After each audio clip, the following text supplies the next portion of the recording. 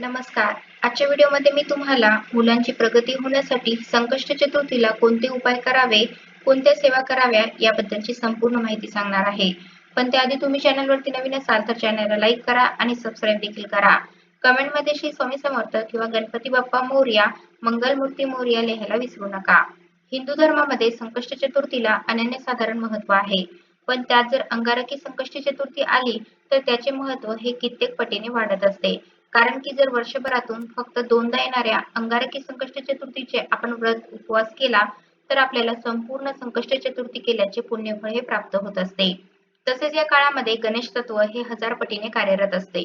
यामुळे या काळामध्ये आपण जी काही पूजा करू, जी काही सेवा करू तर त्याचे 1000 पटीने पुण्यफळ हे आपल्याला मिळत असते. त्यामुळे या संकष्ट चतुर्थीच्या दिवशी आपण उपवास, पूजा, सेवा आवर्जून करायचीच आहे. हिंदू धर्मामध्ये गणपतीला पूजनीय प्रथम देवता मानले जाते. कोणतेही शुभ कार्य करण्यापूर्वी त्यांची पूजा केली जाते. पंचांगानुसार अंगारकी संकष्ट चतुर्थी तिथीची सुरुवात ही मंगळवारी 5 मे रोजी सकाळी 5:24 होणार आहे आणि बुधवारी 6 मे रोजी सकाळी 7:51 ही तिथी संपणार आहे. संकष्ट चतुर्थीचा उपवास चंद्रोदय आणि उदय तिथीच्या आधारावर केला जातो. त्यामुळे मंगळवारी 5 मे रोजी चतुर्थी तिथी ही चंद्रोदयाच्या वेळी असेल. म्हणून उपवास हा मंगळवारी 5 मे रोजी केला जाईल. या दिवशी चंद्रोदय रात्री 10:31 आहे. तर आता जेव्हा आपण अंगारकी संकष्ट चतुर्थी असते तेव्हा चंद्रोदयाची वेळ पाळणे देखील अत्यंत गरजेचे आहे. तर आपण देखील या दिवशी चंद्रोदयाची वेळ ही पाळायचीच आहे. शास्त्रानुसार जेव्हा संकष्ट चतुर्थी तिथी ही मंगळवारी येते तेव्हा तिला अंगारकी संकष्टी चतुर्थी म्हणतात. अंगारकी चतुर्थीचे फायदे इतर चतुर्थीच्या दिवसांपेक्षा कितीतरी पटीने जास्त आहे. ज्योतिषशास्त्रानुसार ज्या लोकांच्या कुंडलीत मंगळ दोष किंवा मंगळाचे वजन जास्त असेल त्यांनी या दिवशी उपवास करून गणपतीची पूजा करावी. यामुळे मंगळाचे अशुभ प्रभाव शांत होतात आणि कामातील अडथळे दूर होतात. याच दिवशी शिवयोगाची निर्मिती होते, जो ध्यान आणि आध्यात्मिक साधनेसाठी देखील अत्यंत शुभ मानला जातो. आता या दिवशी आपल्याला काही उपाय देखील करायचे आहे. भरपूर वेळा आपल्या आयुष्यामध्ये अनेक अडचणी आणि अडथळे, संकटे येत असतात आणि ते काही संपायचं नाव घेत नाही आणि सर्वात महत्त्वाचा प्रश्न म्हणजे आपल्या मुलांची पाहिजे तशी प्रगती होत नाही. मुलं अभ्यास तर करतात पण त्यांना पाहिजे तसे मार्क्स मिळत नाही किंवा त्यांचे अभ्यासामध्ये लक्ष लागत नाही. मुलं मेहनत तर करतात पण त्यांचे फळ त्यांना मिळत नाही किंवा मुलांना वाईट संगत लागलेली असते किंवा त्यांना नोकरी मिळत नाही. मग मुलगा असेल किंवा मुलगी असेल, प्रत्येक आई वडिलांना वाटत असतं की आपल्या मुलांची प्रत्येक क्षेत्रामध्ये प्रगती व्हावी.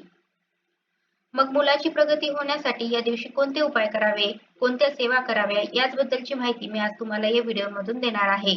आता या अंगारकी संकष्टी चतुर्थीच्या दिवशी आपण सकाळी लवकर उठायचं आहे. अगदी तुम्ही ब्रह्ममुहूर्तावरती उठलं तरी पण चालेल. तसेच या संकष्टी चतुर्थीच्या दिवशी मंगळवार देखील आलेला आहे. त्यामुळे या तिथीला अनन्यसाधारण महत्त्व आहे. या दिवशी सकाळी लवकर अंघोळ करायची आहे. ब्रह्ममुहूर्तावरती पूजा करणे शक्य असेल तर आवर्जून ब्रह्ममुहूर्तावरती पूजा करावी. कारण की त्या वेळेमध्ये वातावरणामध्ये देखील शांतता असते आणि आपण जी काही पूजा करतो, सेवा करतो त्या सेवेमध्ये देखील आपले लक्ष लागत असते. आता या दिवशी आपल्याला गणपती बाप्पाची विधिवत पूजा करायची आहे. आपण गणपती बाप्पाला अभिषेक करायचा आहे. आपण एक चौरंग मांडावा. प्रथम आपण तिथे दिवा प्रज्वलित करायचा आहे. शुद्ध तुपाचा किंवा तिळाच्या तेलाचा, मोहरीच्या तेलाचा दिवा प्रज्वलित करू शकता. आता या दिव्यामध्ये आपण चिमूटभर हळद देखील टाकायची आहे. असा दिवा इच्छापूर्तीसाठी शक्यतो तरी कणकेचा दिवा लावला जातो. त्यामुळे जर कणकेचा दिवा बनवणे शक्य असेल तर आवर्जून या दिवशी देवघरामध्ये कणकेचा दिवा हा लावावा. आता या दिवशी शक्यतो तर चौमुखी दिवा लावला जातो. कारण की प्रत्येक संकष्ट चतुर्थीला जर आपण घरामध्ये कणकेचा चौमुखी दिवा लावला तर चारही बाजूने आपल्या घरामध्ये जे काही संकटे, अडचणी, अडथळे येत असतात तर ते दूर होण्यास मदत होत असते. मग एक प्लेट घ्यायची आहे. प्लेटमध्ये अखंड तांदूळ घ्यावे. तांदळावरती हळदी कुंकू अर्पण करायचं आहे आणि त्यावरती कणकेचा चहुमुखी दिवा ठेवायचा आहे. त्यामध्ये शुद्ध तूप टाकायचं आहे. तसेच 4 वाती टाकायच्या. त्यांना हळदी कुंकू देखील लावायचा आहे. शुद्ध तूप नसेल तर तिळाचं तेल, मोहरीचं तेल टाकू शकता. दिवा प्रज्वलित करायचा आहे आणि या दिव्याला हळदी कुंकू लावायचं आहे. फूल वाहायचं आहे. हा दिवा जेव्हा आपण बनवत असतो तेव्हा देखील आपण ओम गण गणपतये नमः किंवा श्री गणेशाय नमः या मंत्राचा जप करत राहायचा आहे. यामुळे आपल्या घरामध्ये चारही बाजूने येणारे संकटे हे दूर होतात असं म्हटलं जातं. आता प्रत्येकाच्या घरामध्ये गणपती बाप्पाची मूर्ती ही असतेच. आता आपल्याला गणपती बाप्पाला अभिषेक करायचा आहे. अगोदर शुद्ध जलाने त्यानंतर पंचामृताने अभिषेक करायचा आहे. अभिषेक करत असताना ओम गण गणपतये नमः, ओम गण गणपतये नमः या मंत्राचा जप करत राहायचा आहे. तुमच्या घरातील जर मुलं ही सेवा करण्यासाठी तयार असतील तर त्यांनाच बाप्पाची सेवा ही या दिवशी करायला लावायची आहे. आता यानंतर अभिषेक करून झाल्यानंतर त्यातील थोडंसं तीर्थ हे आपण ग्रहण करायचं आहे. तसेच आपल्या मुलांना देखील हे ग्रहण करायला द्यायचं आहे. यामुळे मुलांची अभ्यासामध्ये, नोकरीमध्ये प्रगती होते. तसेच बाप्पाचा आशीर्वाद देखील त्यांना मिळत असतो. तसेच यातील थोडंसं तीर्थ आपण आपल्या बेडरूम मध्ये, घरामध्ये शिंपडायचं आहे. हॉलमध्ये, किचनमध्ये शिंपडायचं आहे. यामुळे आपल्या घरामध्ये जी काही नकारात्मकता आहे तर ती नकारात्मकता निघून जात असते व आपल्या घरामध्ये सकारात्मक ऊर्जेचा संचार होत असतो. आता यानंतर बाप्पाची मूर्ती स्वच्छ पुसून घ्यायची आहे. बाप्पाला हळदी कुंकू लावायचं आहे. यानंतर बाप्पाला तुम्ही फुले अर्पण करू शकता, मोदक बनवू शकता, तसेच जास्वंदीचं फुल अर्पण करावं किंवा गुळ खोबऱ्याचा नैवेद्य जरी बाप्पाला अर्पण केला तरी पण चालेल. बाप्पाला ज्या काही वस्तू प्रिय आहे त्या सर्व वस्तू तुम्ही त्यांना अर्पण करायच्या आहे. आता यानंतर आपल्याला एक उपाय करायचा आहे. हा उपाय करण्यासाठी आपल्याला मूग लागणार आहेत. तर आपण हिरवे मूग घ्यायचे आहेत. आता अख्खे हिरवे मूग घ्यावे. तसेच 108 हिरवे मूग घ्यायचे आहे. एका वाटीमध्ये आपण हिरवे मूग ठेवायचे आहे आणि आपल्याला बाप्पा पुढे आसन घेऊन बसायचं आहे. आता हा उपाय कोण करू शकतं? तर हा उपाय आई किंवा आजी करू शकते. फक्त मासिक धर्म असेल किंवा सुतक असेल तर या काळामध्ये आपल्याला हा उपाय करता येणार नाही. या संकष्ट चतुर्थीला जर तुम्हाला शक्य झाले नाही तर पुढच्या संकष्ट चतुर्थीला जरी हा उपाय केला तरी पण चालेल. पण शक्यतो तरी ही अंगारकी चतुर्थी आहे त्यामुळे या चतुर्थीला करण्याचा प्रयत्न करावा. अगदी संध्याकाळी जरी हा उपाय केला तरी पण चालेल. कारण की चंद्रोदय रात्री 10:30 होणार आहे. त्याच्या अगोदर तुम्ही हा उपाय करू शकता. आता आपल्याला 108 हिरवे मूग घ्यायचे आहे. त्यानंतर आपण एक हिरव्या रंगाचं कापड घ्यायचं आहे. ते बाप्पाच्या चरणाजवळ ठेवायचं आहे. आता अगदी छोटंसं हाता एवढं कापड असलं तरी पण चालेल.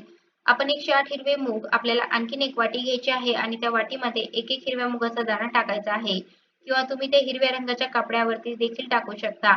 पण आपल्याला एक मंत्र म्हणायचा आहे तर आपण ओम गण गणपतये नमः हा मंत्र एकदा म्हणावा. त्यानंतर हिरव्या मुगाचा दाणा आपण त्या हिरव्या कापडावरती टाकावा. परत आपण ओम गण गणपतये नमः हा मंत्र म्हणून हिरव्या मुगाचा दाणा त्या कपड्यावरती ठेवायचा आहे. अशाच प्रकारे आपण 108 दाणे त्या कपड्यावरती ठेवत असताना ओम गण गणपतये नमः या मंत्राचा 108 वेळा जप करायचा आहे. आता हा मंत्र जप करून झाल्यानंतर आपल्याला गणपती अथर्वशीर्षचं पठण देखील एक वेळा करायचं आहे. आता गणपती अथर्वशीर्ष म्हणण्यासाठी खूप अवघड आहे त्यामुळे तुम्ही अगदी मोबाईलवरती लावून दिलं, श्रवण केलं तरी पण चालेल. आपण या 2 सेवा आवर्जून करायच्याच आहे. त्यानंतर त्या मुगाची आपल्याला एक पोटली बनवायची आहे आणि ही पोटली आपण आपल्या उजव्या हातामध्ये घ्यायची आहे. त्यानंतर आपली जी काही इच्छा आहे, मनोकामना आहे ती बाप्पाला अगोदर सांगायची आहे. मग मुलांची अभ्यासामध्ये प्रगती होत नसेल किंवा मुलांना नोकरी मिळत नसेल किंवा जे काही तुमच्या मुलाबाबत इच्छा आहे त्या सांगायच्या आहे. आता जर तुम्हाला 2 मुलांसाठी उपाय करायचे असतील तर अशा प्रकारच्या आपल्याला 2 पोटल्या बनवायच्या आहे. तसे जर तुमची मुले बाहेरगावी, परगावी असतील तर त्यांच्यासाठी देखील तुम्ही अशाच प्रकारची एक पोटली बनवायची आहे. आता ही पोटली आपल्याला दिवसभर बाप्पाच्या चरणाजवळ तशीच राहून द्यायची आहे. तुम्ही सकाळीच हा उपाय केला असेल तर दिवसभर तशीच राहू द्यावी. जर संध्याकाळी हा उपाय करणार असाल तर आपण अगदी अर्धा तास किंवा 1 तास ही पोटली बाप्पाच्या चरणाजवळ राहून द्यायची आहे. त्यानंतर आपण संध्याकाळी ही पोटली उचलायची आहे आणि आपण आपला मुलगा जिथे झोपतो तर त्याच्या उशीखाली आपल्याला ही पोटली ठेवायची आहे. आता पोटली ठेवत असताना आपल्या मुलाची अभ्यासामध्ये प्रगती व्हावी, नोकरीमध्ये प्रगती व्हावी, जी काही मुलाबाबत इच्छा आहे ती आपण व्यक्त करायची आहे. आपण कधीच आपल्या मुलाबद्दल नकारात्मक बोलायचं नाही कारण की माझ्या मुलाला हे जमत नाही किंवा तो हुशार नाही. कारण की आपण जर त्याच्याबद्दल नकारात्मक बोललो तर त्याच्या बाबतीत तसेच होत जाते. कारण की वास्तू ही नेहमी तथास्तु म्हणते. आपण चांगलं बोललो तरी पण वास्तू तथास्तुच म्हणते आणि आपण वाईट जरी बोललो तरी पण वास्तू तथास्तुच म्हणते. त्यामुळे नेहमी चांगलं बोलण्याचा प्रयत्न करा.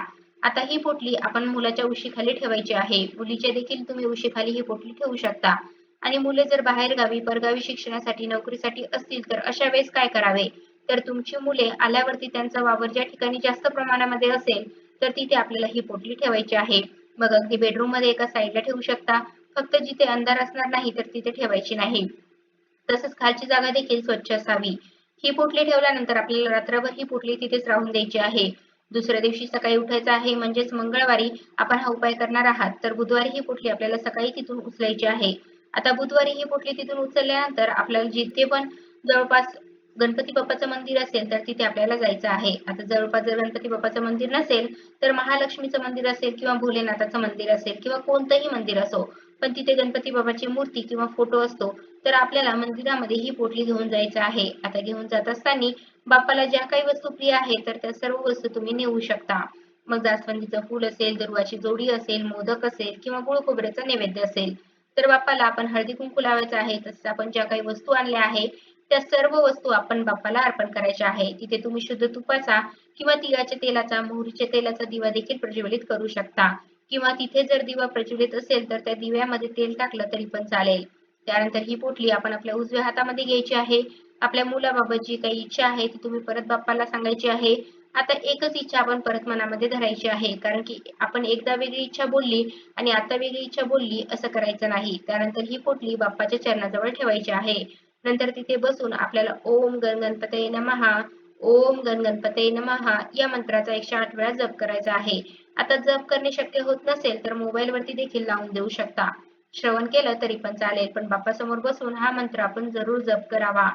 तसेच आता हा उपाय केल्यानंतर आपण डायरेक्ट घरी जायचं आहे. मध्ये कुठेही थांबलो तर आपण जो काही उपाय केला तर तो सफल ठरत नाही. तसंच आपण जो काही उपाय करत आहोत त्या उपायाबद्दल देखील आपण कोणालाही सांगायचं नाही. अगदी गुपचूप आपण हा उपाय करायचा आहे.